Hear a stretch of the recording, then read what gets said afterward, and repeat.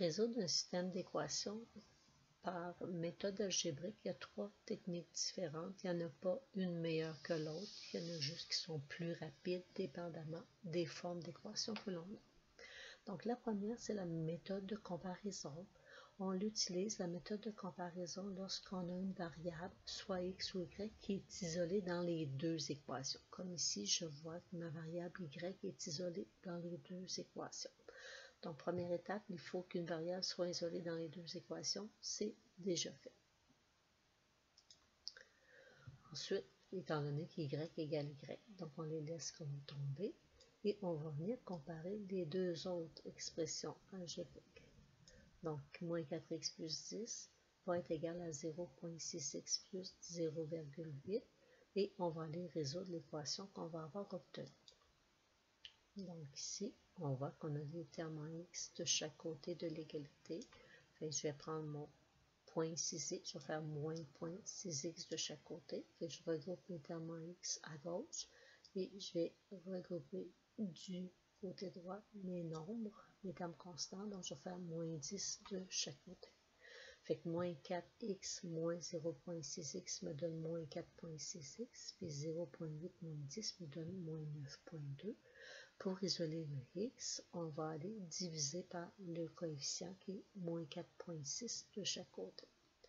Donc, moins 9,2 divisé par moins 4,6 me donne ma valeur de x qui est de 2. Fait que j'ai une partie de ma solution. Je sais que les deux droites se rencontrent en un point et le x de ce point-là est de 2. Il me reste à trouver mon y. Vous allez choisir l'équation que vous voulez. Moi, je vous dirais remplacer dans les deux. Si ça ne vous donne pas le même résultat, c'est que vous avez une erreur de calcul. Donc, moins 4 fois la valeur qu'on vient de trouver qui est 2 plus 10. Fait que moins 4 fois 2 plus 10, ça donne moins 8 plus 10, ça nous donne 2. Fait que ce qu'on vient de trouver, c'est le point de rencontre. Si on avait fait un graphique, ça, c'est touché un petit peu.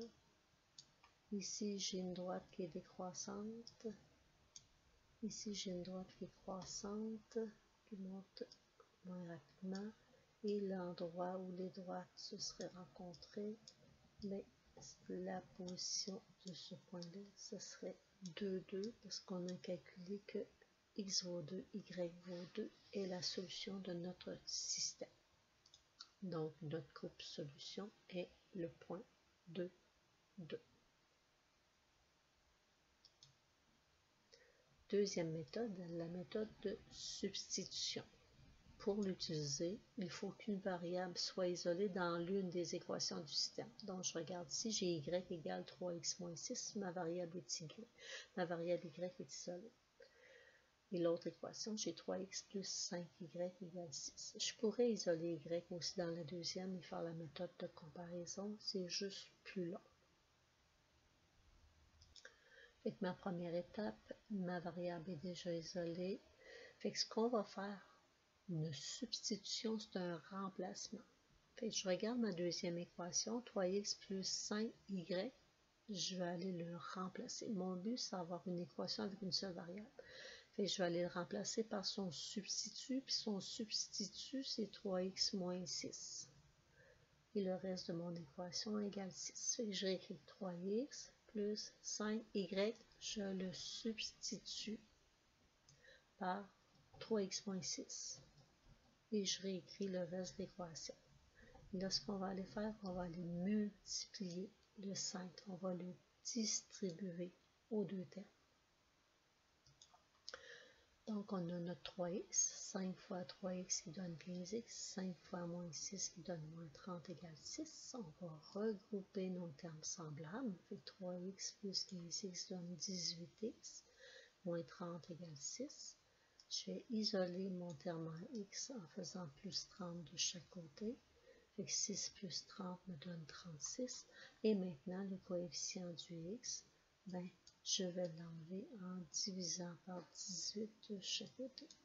Fait que 36 divisé par 18, ça me donne 2. Ensuite, il vous faut la valeur de y. Vous pouvez prendre une des deux équations, ça n'a pas d'importance, mais je vous dirais que ce serait plus rapide d'utiliser la première parce que ma variable y est déjà isolée. Donc, je remplace mon x par 2. 3 fois 2, 6 moins 6 donne 0. Et ce qu'on vient de trouver, c'est que le point de rencontre de nos deux droites est à la position 2, 0. Si on avait fait le graphique, ici, j'ai une droite qui est croissante, parce que la pente c'est 3, donc c'est positif. L'ordonnée à l'origine est moins 6. J'aurais une droite croissante comme ça. Ici, on pourrait calculer la pente en faisant moins A sur B, donc moins 3 sur 5. J'ai une pente qui est négative.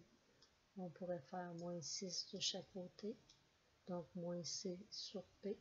J'ai une valeur aussi qui est négative, positive, et j'aurai une droite. Je fais ça comme ça à peu près. Et le point de rencontre des deux droites serait à la position 2, 0. Dernière technique, la méthode de réduction, c'est celle qui demande le moins de manipulation algébrique.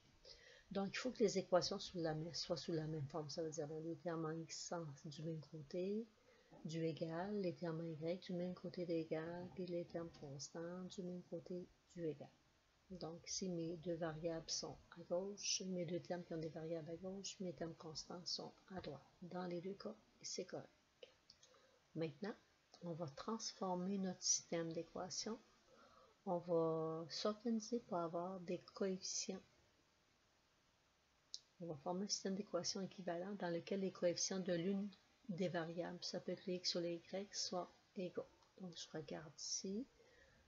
Je vais essayer de transformer mes deux équations de façon à avoir le même coefficient devant ma variable x. Je pourrais faire la même chose avec les y.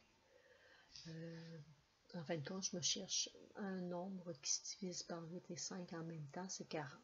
Pour le faire, il faudrait que je multiplie, pour avoir 40x, il faudrait que je multiplie la première équation par 5 et la deuxième par 8.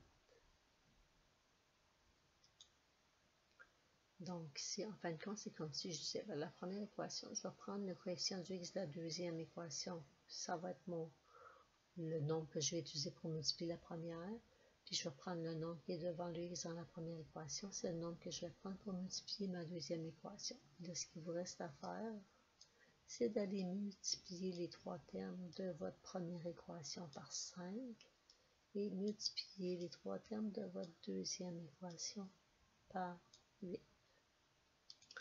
Fait qu'on obtient 40x plus 15y moins 30 pour la première équation, puis 40x moins 32y égale 64 pour la deuxième équation. Donc le but, on veut une équation avec une seule variable, et qu'on va aller soustraire les deux équations qu'on a obtenues.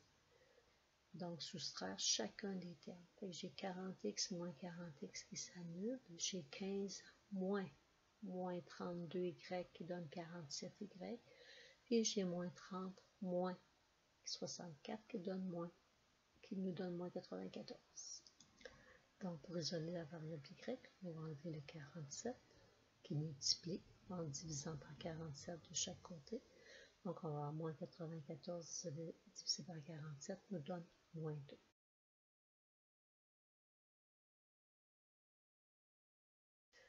Donc, j'ai choisi 8x plus 3y égale moins 6. Je vais aller remplacer moins y par moins 2. J'ai 8x plus 3 fois moins 2 égale moins 6. On fait le calcul. 3 fois moins 2 donne moins 6. Et 8x moins 6 égale moins 6. Je vais isoler mon x.